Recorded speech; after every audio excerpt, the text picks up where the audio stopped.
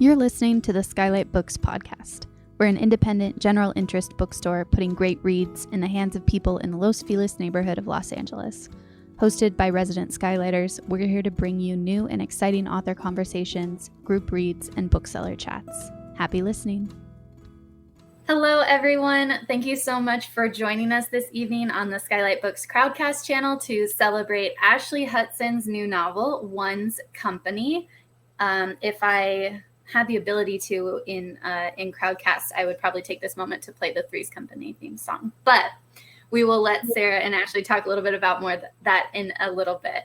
Ashley Hutson is a writer living in rural Maryland. Her work has appeared in Granta, Electric Literature, Catapult, Fanzine, and elsewhere.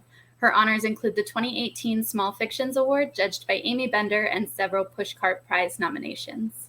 Sara Levine is the author of the short story collection Short Dark Oracles and the novel Treasure Island. She teaches at the School of the Art Institute of Chicago. Thank you both so much for being here. Thank you for having us. Yeah, thanks for having us. Ashley, do you want to start us off by reading a little something? Sure. I will read from the beginning. That way I don't spoil anything for anybody. Okay.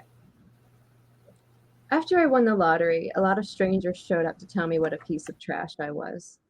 Then they would ask me for money. Neighbors known and unknown to me, people I used to see at the market, old high school classmates who'd never given me the time of day. They all felt compelled to just say hi. I knew they hated me because most people hate unglamorous luck. That's what winning the money with a mindless number is, unearned and uninherited wealth. And each new arrival acted like something had been stolen from them. It's so nice that someone like you won the lottery, Bonnie, they'd say in a half-joking tone verging on a sneer. Want to take me out to dinner? They knew how to keep it subtle.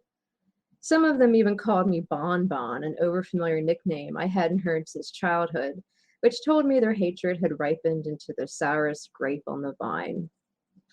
These strangers swarmed onto my tiny porch, undeterred by the sunken corner that had rotted through, and knocked on my door one by one, jerking me out of the deep planning and dreaming I was absorbed in. For this, I wished them dead.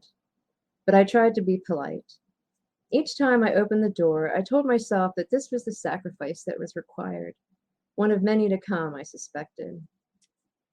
Even when the cameras and news teams came to gawk and rut up the scabby grass in front of my trailer, I stayed cool. What does it feel like to win so much money, they'd say. What will you be doing with it all? Reporters loved asking me these types of questions when they caught me coming out of my front door. One of them even asked, "Are you planning on investing in your community?" They looked around at my shit neighborhood and expected me to soak in it forever, I guess. I told them that I didn't know what I would do with the money, or I answered the way I knew I was supposed to answer, that I was planning on saving it. I'd say it in a really earnest voice, as if the mere thought of saving all that beautiful cash was turning me into a realer, wiser adult as I stood there. But my days of scrimping and saving were over. I had big ideas, was planning big moves. My fate had been brewing long before I walked a mile to where Lotto beer cigs glowed in neon letters on the gas station door, long before I handed over my money to the pimply cashier and my future was handed back. I didn't dare tell that story to another human being, though, let alone a reporter. Back then, I never shared my plans or preferences, my ambitions or desires. I never gave away the things I loved. I knew better. Other people can ruin a dream just by knowing it. My brain had been feeling ragged for weeks by the time I bought the lottery tickets, it's true, sick of everything around me, and I longed for something more, something extraordinary. But on the afternoon I walked to the gas station, I received the mission of my life, the plan, and it was channeled through the television show Three's Company. It had been a Saturday, my day off from work, and I had just finished watching The Root of All Evil, wherein Jack Tripper goes to the racetrack, bets on the horses chosen by his roommates Chrissy Snow and Janet Wood, wins, and returns to apartment 201 with fistfuls of money. I'd already seen the episodes dozens of times, and it wasn't even one of my favorites. But on that afternoon in late August, as the credits rolled, I sweated and dreamed inside my trailer that never seemed to get cool, yearning for a different time and place, a different identity. And I was wishing, as usual, that I could crawl into Three's Company and live there, curled up on the trio's living room carpet, willing to eat scraps and suck vinegar from a sponge if that's what it took to have the honor.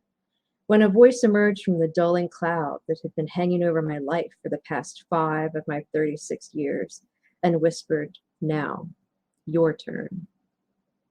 And I knew then and there that it was my turn and my power, my own life, that I was the grand master puppeteer running this show, up on stage and in charge.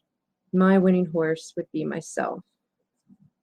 The idea was like an electric shock that reset my brain. The details still vague, I marched out of my house and started toward the gas station, keeping to one side of the narrow, shoulderless road.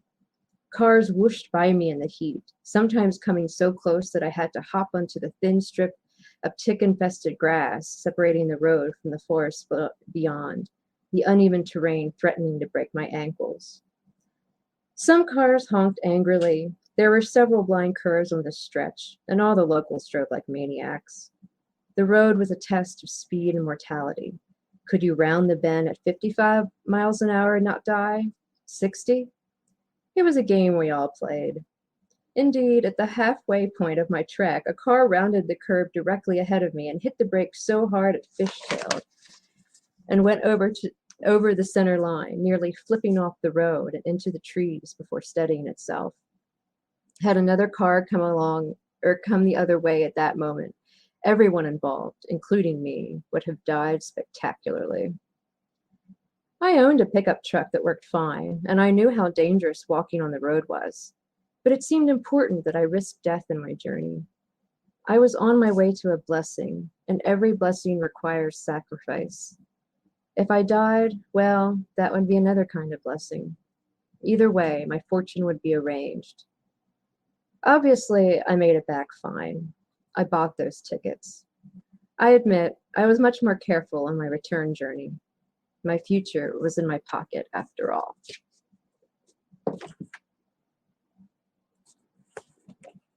So wonderful to hear you read it. Oh, So first off, just congratulations on this beautifully written and totally bonkers book. I, for one, am always partial to books that feel like they could only have been written by one particular person. That the author, or that the book sort of like surge forth from the writer's singularly weird place. And I feel like One's Company completely fits the bill. It's beautifully eccentric. And I wondered if you would just start off by telling us where, I mean, I know it's a hard question to answer, like, where do novels come from? But do you remember the particular germ or the first inkling you got of it? Was it Bonnie's voice, or was it this idea of her winning the lottery? Where did it come from? well, the core idea of the book, which was a person living inside Three's Company, is like a personal dream of mine. So I feel like writing this book was almost an exercise in my obsession. And I mean, I think writers should write what they enjoy. I think you should enjoy what you write. And like I thought, oh, wouldn't that be interesting if I would just write it out into absurdity, you know? And then the further I got into the character Bonnie, I just wrote that first section was the first thing I wrote, and her voice was just so compelling to me. I just knew like this was how I was going to convey this story through her. So that's how it started. Yeah. It just started as like a personal obsession that I was going to exercise into, craziness. And well, so when did your interest in Three's Company start? It started it was in 2012. I just caught a couple episodes randomly on the TV, and I had seen it when I was a kid, but I just remember them feeding the seagulls at the on the end credits. Like, I don't remember anything about watching it as a child, but I know as an adult, that was when I found it. And it was a tough time in my life. And I don't know, it just felt reassuring. It just felt very safe.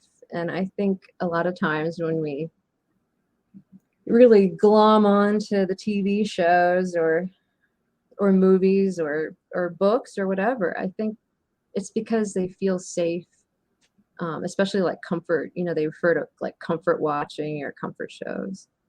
So that was a comfort show for me.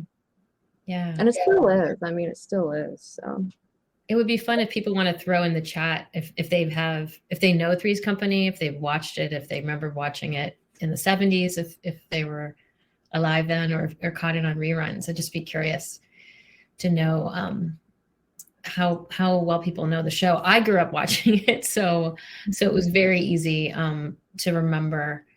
I mean, not episodes, but the theme song that Nat mentioned earlier, and the general setup and the hijinks and misunderstandings. And when I was reading the book, I found myself thinking, well, did you ever think about using other sitcoms? And was thinking about other shows from that era, because it seemed like sort of poignant that it wasn't, you weren't using Friends, you were using something from the 70s that was like had nostalgia built in. But it sounds like you weren't thinking, oh, I could do this with Laverne and Shirley or Sanford and Son. No. No, like I just think I really had that idea of like living inside Three's Company. I think I have like some,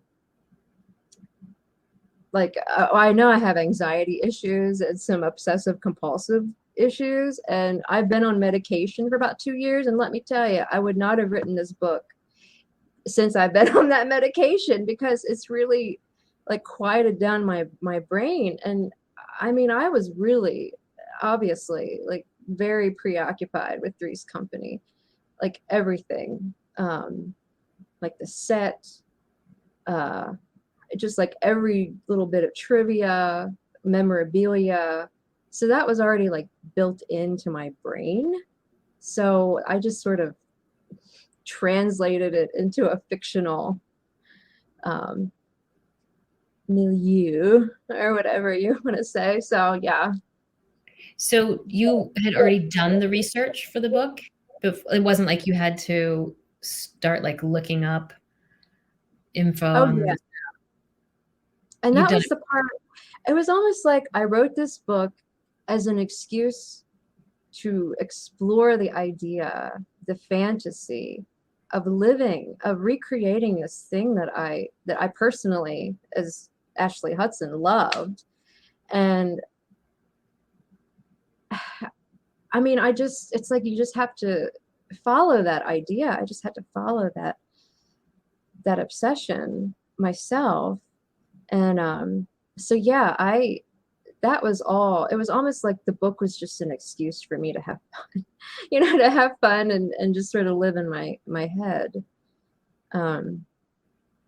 So if we could see what was on your desk right now, do you have like Three's Company trading cards? And actually, I have a cast photo up on my wall. I have all the TV guides that feature the original cast, like from the 70s and the 80s.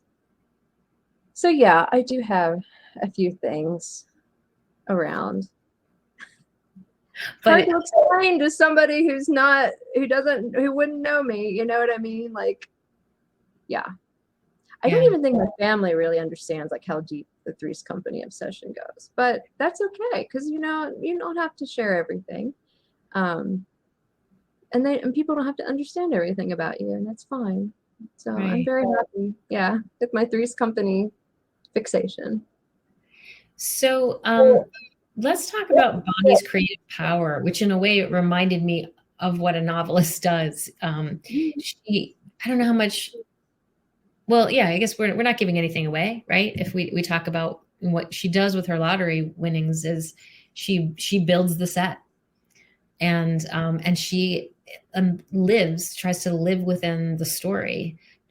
just by isolating herself and creating a simulacrum of the town. Can you talk a little bit about that as sort of astonishing feat that goes beyond the point of probability and asks,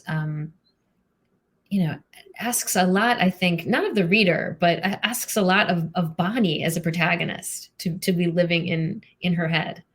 Right. Well, I don't think this is a spoiler because I think it's in the back cover description, but something happens to Bonnie that was very bad and very traumatic. And I think whenever you experience something like that, you have to find an entirely new way to be a person. I mean, it's not just like, oh, I mean, and especially in Bonnie's case, I thought it was really interesting to explore a character that was not seeing a shrink or, a therapist, because I feel like a lot of fictional characters in movies and books and whatever, like they have this insight into their own trauma or their own mental illness. They at least have enough insight to seek help or for somebody else to seek help for them. And in Bonnie's case, I don't think she has that. So she has to find some way to survive. And then she wins the money. So it's like when you have money, you can do anything you want, really. I mean, and so she decides to recreate this whole fantasy. And I mean, it is derivative. I mean, she's obviously using the show as the blueprint, but it's like she's creating this entirely new environment for herself, an entirely new way of existence, and to transcend her past, to transcend her entire identity. And like, that's a bold move. I mean, it's a bold move. And without the money, she probably would just be like some weirdo eccentric that all the townspeople are like, oh yeah, that lady who's obsessed with Three's Company, But I mean, she actually, has the resources to go live it, which to me is like a triumph of creative power in a way. I mean, I hope other people see that. But.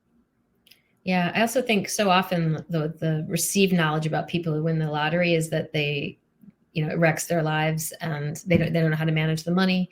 And she manages it quite well. And she doesn't have that, where people, if they grow up working class and then suddenly they have a lot of money, then they still feel like, oh, internally, I identify with the culture that I came from. She has no trouble adjusting, which I thought was kind of great. She appreciates all the luxuries, everything that she can do with the money, and she just goes with it. And she doesn't give it to her community, as you say. Right. Right. Entirely selfish. Well, and I think for Bonnie, she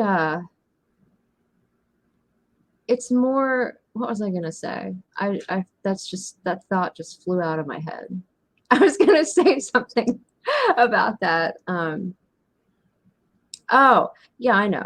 Well, one of the reasons for her ease with just, spending the cash on all of this stuff was, I think I made it very clear in the book that the amount of money she won was just like unfathomable. And I don't ever think I mentioned the figure, but I figured, like, if the amount of money was just endless, it was almost infinite. I mean, would you even have those reservations at a certain point? You know what I mean? Like, I don't know. Maybe you still would, but well, she doesn't though, and I think that's what's so great about her. She is not hung up on it, and you don't mention the number, but there's this moment that I love where she has to inquire, like, how much is left, and it just feels like pure fantasy. Oh, a lot is left. Yeah. Don't worry. And there's more coming after that. Yeah.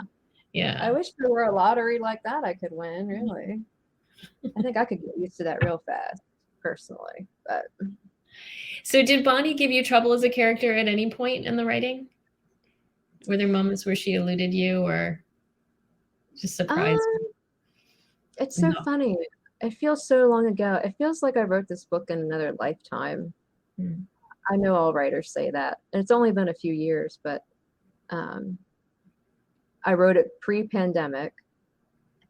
And I guess I think one of the reasons people might relate to it now is because she does sort of take herself away from the world. I know we've all had to kind of do that under duress, but no, I can't really think of when she. But at the ending, I think I rewrote the ending a few times. I wasn't sure how I was going to end it, and I won't say anything else. But I'm very pleased with how it turned out. Yeah, I won't ask you anything about it because I think it's too delightful to stumble on. Yeah. Are there writers that you love? I feel like, in blurb speak and in early reviews, people will put you with other writers, and often it feels like that's just about how to frame a book commercially. I'm really curious to know who the writers are that maybe we couldn't tell are on your bookshelf or are animating the work, if they're people that you reread, or do you know what I mean? Sort of. Yeah. Well, I loved your book. I love Joy Williams. I love her work. It's so otherworldly in a way. I used to really like Joyce Carol Oates, but I don't know. I think I'm kind of out of that phase. But yeah, I'm trying to think. Elizabeth Strout, I've read her. I really like how readable she is. Like, she just speaks to the reader so clearly. Like, the clarity in writing is harder than it looks, right? So I really admire writers who have that clarity. It's just, they say a sentence or a paragraph and it's just there, like you're there, and it just seems so clear and simple and transparent. Yeah. Yeah, it's so difficult to be simple. Sayaka, I don't know if I'm saying her name right. Sayaka Murata, she wrote Convenience Store Woman. I love that one. And Earthlings. I think she has a new short story collection out.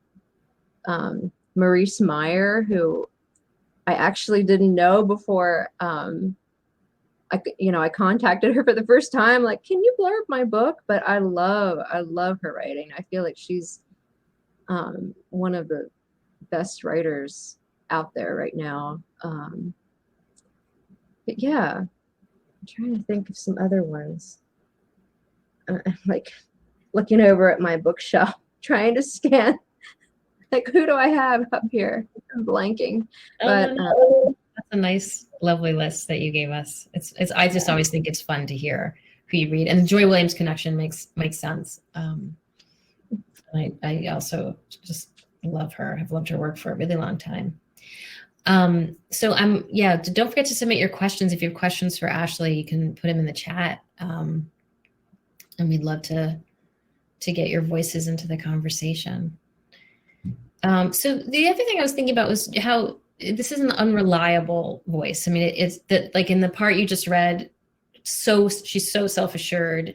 She's funny and wry, and she's writing in these beautifully balanced sentences. But as the book goes on, we start to see, where the cracks are.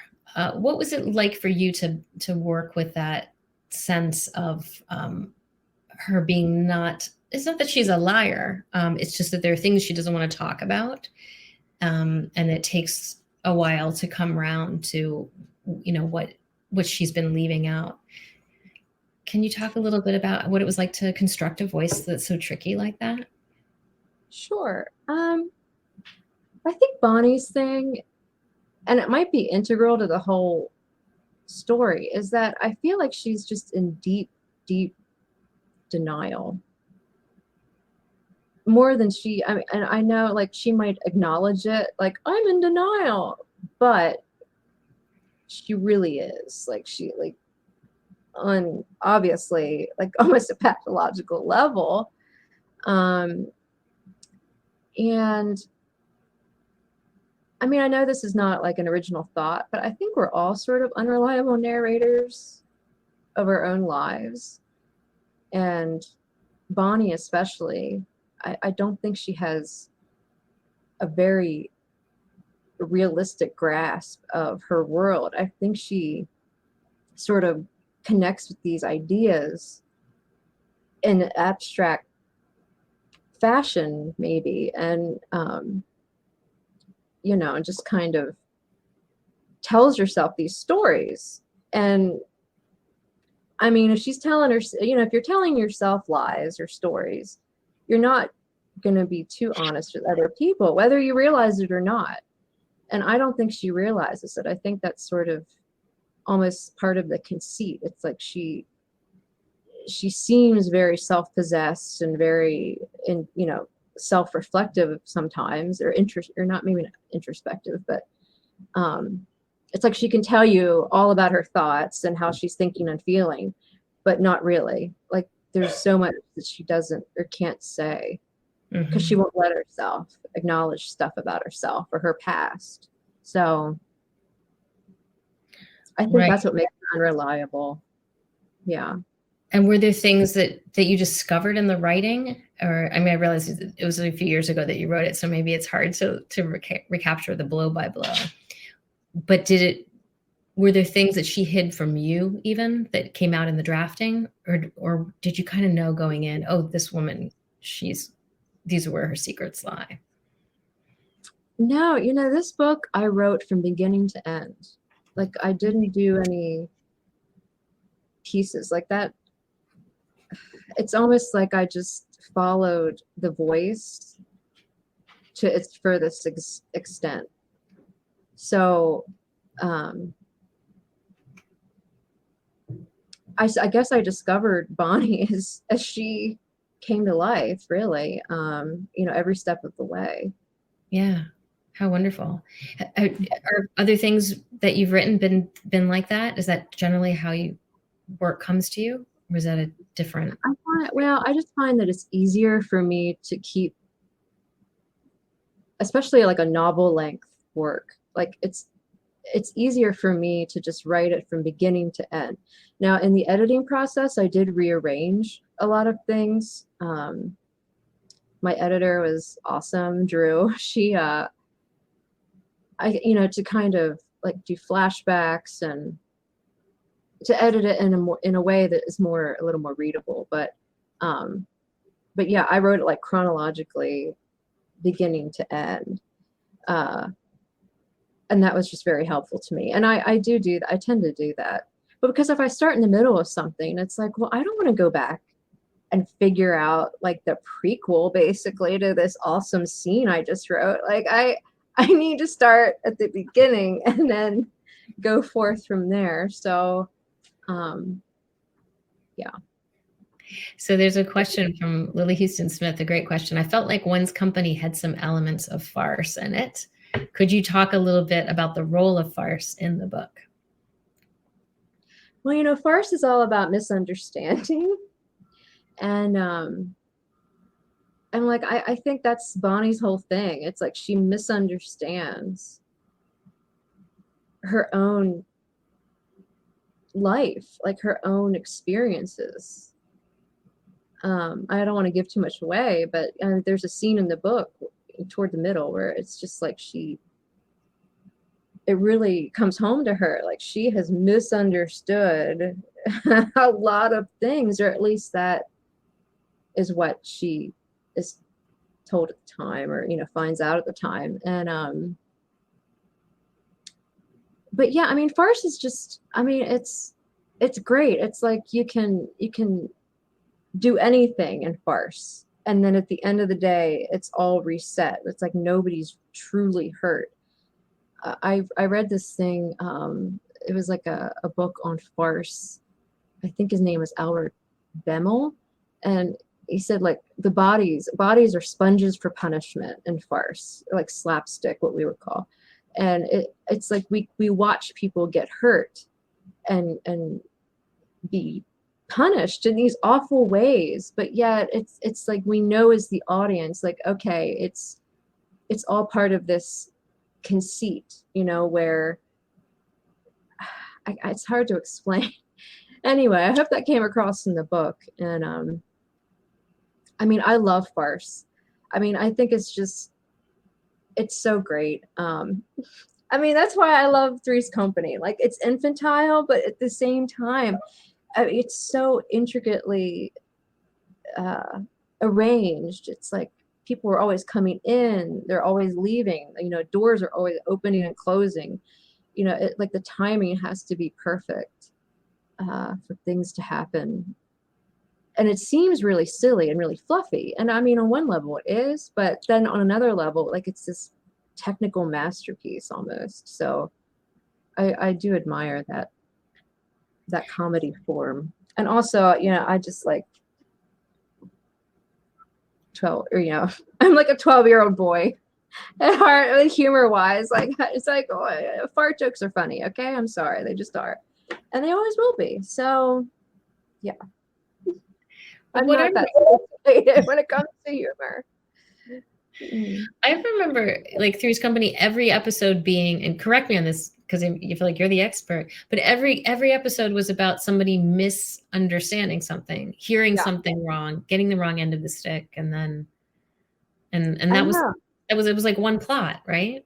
Yeah, and it's like every plot of Three's Company would be like 2 minutes long if somebody just asked like 3 questions, you know, 3 clarifying questions would, you know, I mean, it would ruin the episode, but yeah, that's pretty much it. It's like overhearing things and thinking something else. And so, what are the?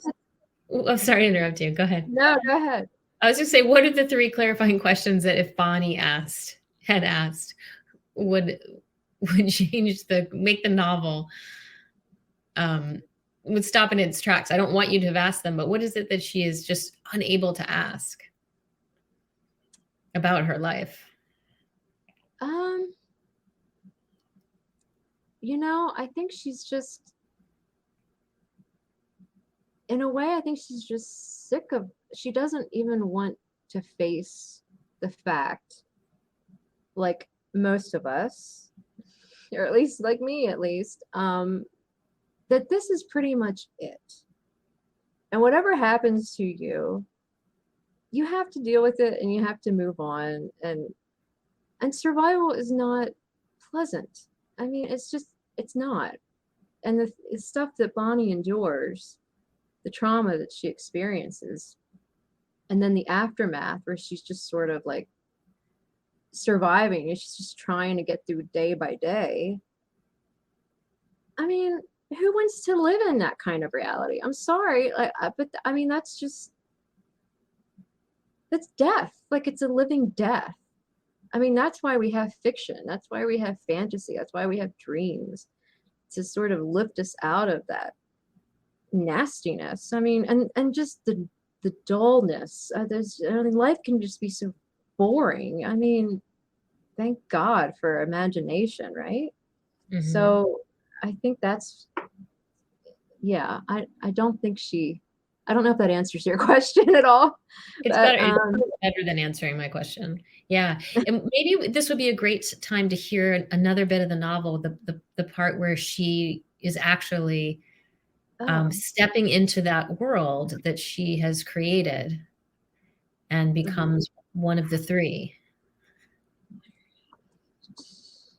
Okay, yeah. So this takes place after Bonnie wins the lottery and she has completed her recreating the set in her mountain place. Okay. And she's living as the characters in Three's Company, one by one. Okay. For the first year, I was Janet Wood, my first love. I needed her sensible brain to ground me, to fully settle me into my new world. In the morning, I woke as Janet Wood, and I stretched in my bed as Janet Wood, wearing the same navy blue nightgown emblazoned with the number 0 that Janet Wood wore. And my alarm clock was set for 7 a.m., Janet Wood's wake time, and the light barely penetrating the ugly curtains that shrouded Janet Wood's bedroom window. And when I turned off my alarm, I was Janet Wood. And when I clicked on the lamp, I was Janet Wood. And when I looked in the mirror, I saw Janet Wood's dark and shiny hair, and my eyes were newly brown. I'd rise from bed and put on my robe and bedroom shoes, and I'd say hello to ghost Chrissy, who, within days of beginning this routine, became real Chrissy. Get up, Chrissy, I'd call softly as I passed her bed to exit the room. And Chrissy would wake with the groan of a child and stretch and yawn, and I'd go to the bathroom and splash my face with cold water before shuffling into the kitchen. The dog followed me everywhere, but I ignored it. In the kitchen, I might find Jack standing in front of the stove. The overhead light would be on, plus the morning light coming through the window at full glare. Rainy days were best, gloomy and dark outside, the orange-yellow kitchen happily glowing inside. And if Jack was already there, I would make coffee, do my part. And if he hadn't arrived yet, I would make toast for myself, maybe pour a glass of orange juice. I'd also set the table for my roommates, if they were behind schedule, and I'd wait until they bustled in, sleepy but bright, friendly. Good morning, each of them called to me. Oh, morning, I'd reply back. On the days Jack cooked breakfast, I was his sous chef. I fried eggs and whipped together simple mixtures I knew by heart. Eggs and bacon or gourmet oatmeal, toast, coffee, orange juice, milk. Wanting to get the dog away from me, I threw scraps of bacon or rubbery scrambled eggs across the kitchen, where they splatted in a far corner. Together, Jack and I created a serviceable meal, usually finishing up just as Chrissy breezed in, still sleepy-eyed. Afterward, we washed the dishes, each of us taking turns according to the day. We were responsible adults, always doing the dishes immediately following a meal and rarely later. Though on the days it was not my turn, I often found dirty dishes lingering in the sink hours after eating, the egg residue drying into an implacable scum. But instead of complaining, I washed them myself, enjoying harmless, catty thoughts. In the living room, in its cage, the canary chirped. I fed it or cleaned up after it while keeping my mind blank. After a leisurely breakfast, I brushed my hair and dressed for work. The dog nipped at my heels and I ignored it. I had a wide collection of pantyhose I rolled on day after day, sometimes taking them down from where I draped them over the shower rod after washing them the night before. And my closet and bureau were stocked full of bohemian jumpers and bell-bottom jeans, modest skirts and turtlenecks. Though the longer I was Janet, the sleeker my wardrobe became. Tailored jeans and blouses, professional midi dresses. After dressing and doing my makeup, I left the apartment and caught the bus on the corner. Every day, the dog followed me outside. Then, as soon as the bus doors hissed shut, it would turn toward the woods and disappear. Watching it flee from my bus seat, I would close my eyes, relieved. I don't want to go on too long, but yeah. Those pantyhose were such a great period to tell. Yeah. I've forgotten what it was like when you had to wash your pantyhose. Well, there's actually a joke. See, that's the thing. It's like people who are really like super fans of Three's Company, they will find a lot of Easter eggs in my book because there's like a joke on the show about how Janet hangs her drippy, droopy pantyhose, nylons, up in the shower. So that's my that's my ode to Janet Wood's nylons. So yeah. So they're probably the super fans. They must exist on the internet, right? Are there like message boards for Three's Company? And oh yeah. I mean, most of them are like old men who just want to tell me like how hot they find Suzanne Somers like back then or something. But that's kind of annoying. But there are people who appreciate the show just like I do. I befriended a collector who lives in Canada, and he had so much memorabilia from the show. It was really cool. Like from the set and everything. Like he even had the kitchen counter that appeared in the show. So that was really neat. Yeah. I've met a lot of fun people, through the internet, who are fans of the show. Subcultures. So somebody asks, the canary dog reminded me, can you talk about the animals in the book? Do you, Ashley, have an anti-pet sentiment, or is that particular to Bonnie? Oh, I think it's particular to Bonnie. I am not Bonnie. I mean, I love Three's Company, but that's sort of where the similarity ends. No, I have a cat, and she's 15, 16 years old. She's sleeping on the carpet right now. No, I'm very pro pet. So that's just the story. Make believe. Yeah, I think that the pets actually, for those who haven't read the book yet, the pets are not a part of Bonnie's design. Everything that she has chosen for her new world is inanimate. She's planning to live alone, and then the contractor surprises her with the pets. And so I think that's a really important plot point, because it's something that makes an emotional demand of her, as well as a caretaking demand that she's not ready to meet. Here's another question from Brian. I'm reading your book and loving it. This is Pride Month, and Three's Company was a pioneering show in that it acknowledged queerness in a mainstream sitcom. Could you talk about that and share any relevant thoughts? Great question, Brian. Three's Company is one of those shows. It's like it can be incredibly offensive. Like, it's very extremely dated humor. But in the show, Jack Tripper, who is a straight man, is pretending to be gay in order to be allowed to live with two girls. I mean, the premise is just insane. And the landlord, like Mr. Roper, the early landlord, like, he's bigoted, but he's always the butt of the joke. Like, whenever he makes a joke, Mr. Roper makes a joke at Jack's expense, that he's gay, or Mr. Roper, like, everyone's laughing at him, like, and how stupid he is, or how backward thinking he is. And I think that was like, that introduced a new idea, I feel like, on TV. Like, hey, the culture is changing. Maybe we shouldn't be so close-minded.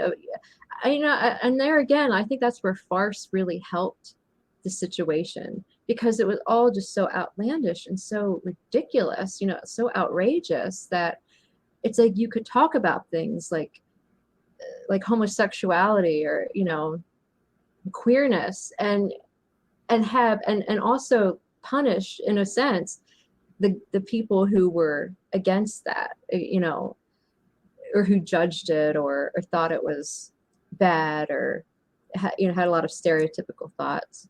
And there's a scene where Jack, like, Mr. Roper makes a gay joke or whatever, and Jack says, your mind is just brimming with meretricious fallacies. And Mr. Roper says, I try to think so. I mean, he's like an idiot. So yeah, like, there was this sort of undercurrent of queerness that's really, like, it treads that line again. Like, I mean, the show, obviously it was about straight people and doing their thing, but there was like this feeling of, being gay is actually the preferable state, like, that is farce, like turning the social, then social norm, like, on its head. Like, yeah, like, it's actually more okay for a gay guy to live with two straight girls than, like, a straight guy living with two straight girls. Like, that was more scandalous. Yeah. So I think Three's Company, it kind of did this weird, like, reverse Uno card move. And I think that it was like a show about sex, but nobody ever had sex. Like, that's another funny thing about the show. So yeah, I don't know. Three's Company is like a really fluffy, critically panned television show, but I feel like there's a lot of layers that you can look at from different contexts or in different contexts and you know, see that there's more there. Yeah, I think it's interesting. What Brian said is, you know, so it was considered a pioneering show in terms of queerness, and your book is queer, but doesn't use that language. You know, there's no discourse about queer identity or being a lesbian, but there's queer sex. And so do you feel like Bonnie, like she's responding unconsciously to the queer content of Three's Company, or does it just happen to be a part of another thing she doesn't understand about herself? I kind of felt like that was, I think she was surprised by that part of herself. But you're right. You know, I mean, again, like Three's Company is like this super sexy show. It's, you know, it's all sex jokes.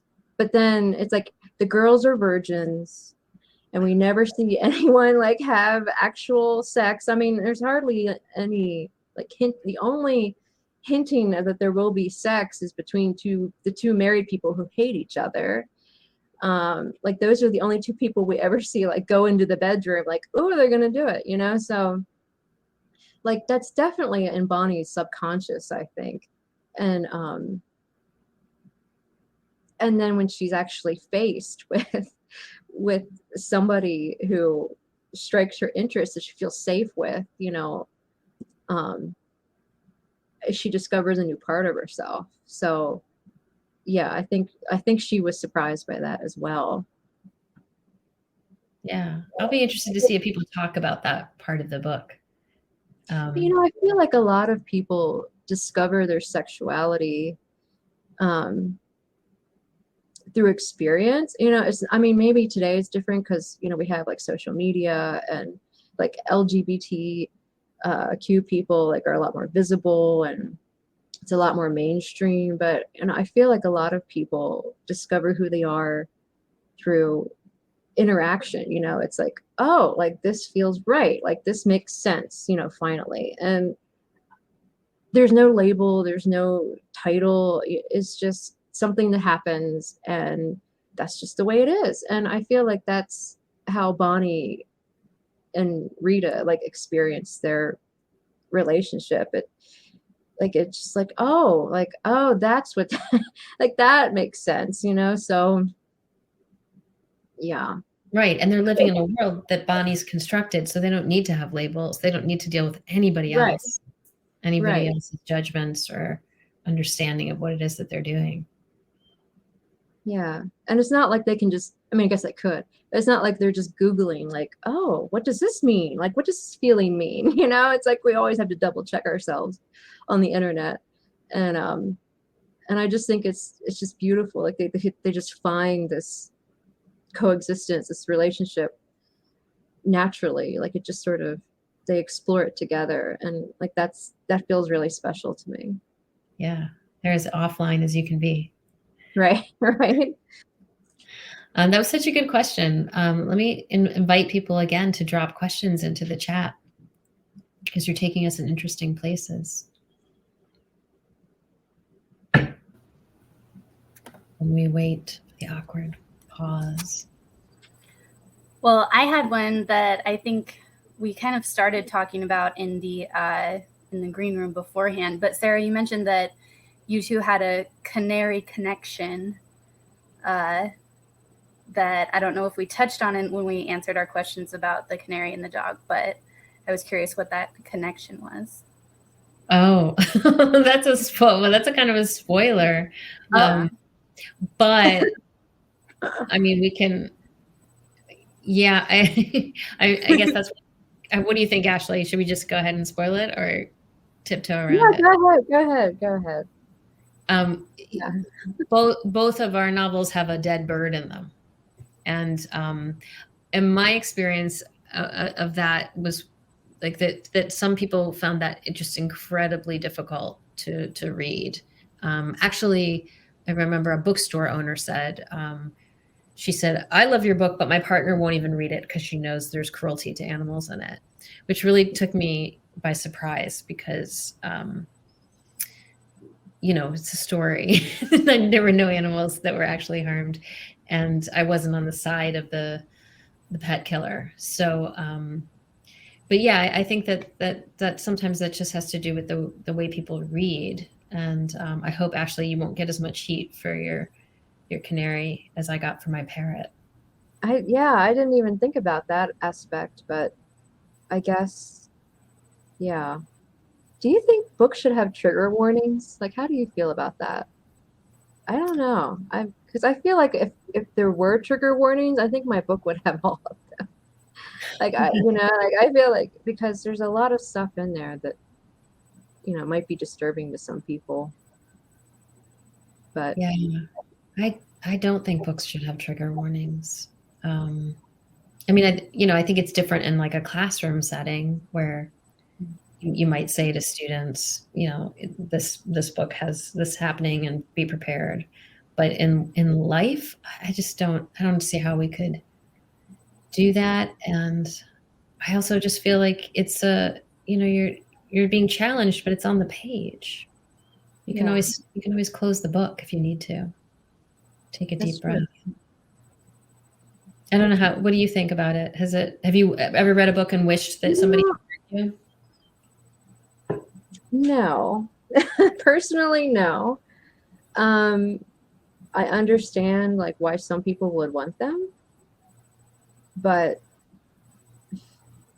well, okay. It's like I watched like something on Netflix, and it has the little warnings up in the right or the left-hand corner.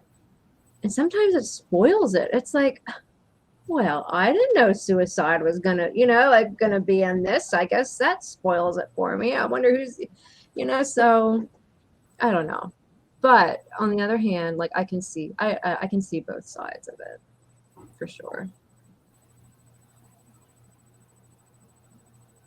Yeah, I mean, I think with your book, if you were to label it, you'd be giving things away, and that you'd lose, some of the ability to startle a reader or disarm a reader by simply labeling, what the trauma is. Well, that's like one of my favorite parts of reading is being surprised, and not like in a gimmicky way necessarily, but if it's done right, I mean, sure, like throw a gimmick at me, but yeah, like being surprised, or like you said, like that's part of the discovery for me of reading. So I know I enjoy that, but yeah. And I mean, and the reader is ultimately in charge. You can throw the book across the room if you need to. That's true. You put it through a shredder if you want. Throw it on the bonfire. Yeah. Yeah.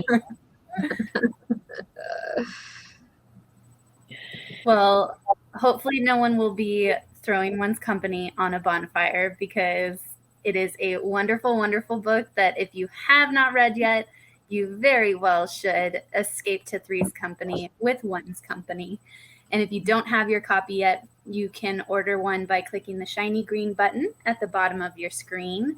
And thank you again to Ashley Hutson and Sara Levine for sharing with us this evening. For all of you who either know someone who may enjoy this event, or if you want to send it to someone or rewatch it, it will be available for replay in just a few minutes at the same link that got you here to begin with. So thank you all for joining us, and we hope everyone has a great night. Thank you. Thank you. So nice to talk to you, Ashley. Thank you for listening to the Skylight Books podcast series. Please don't forget to visit our website at skylightbooks.com and make sure to follow us on Twitter and Instagram. Also, don't forget to subscribe to this podcast for more author talks and bookseller conversations. You can find us on Podbean, iTunes, and Spotify. Stay safe and healthy, and we hope to see you back in our store soon.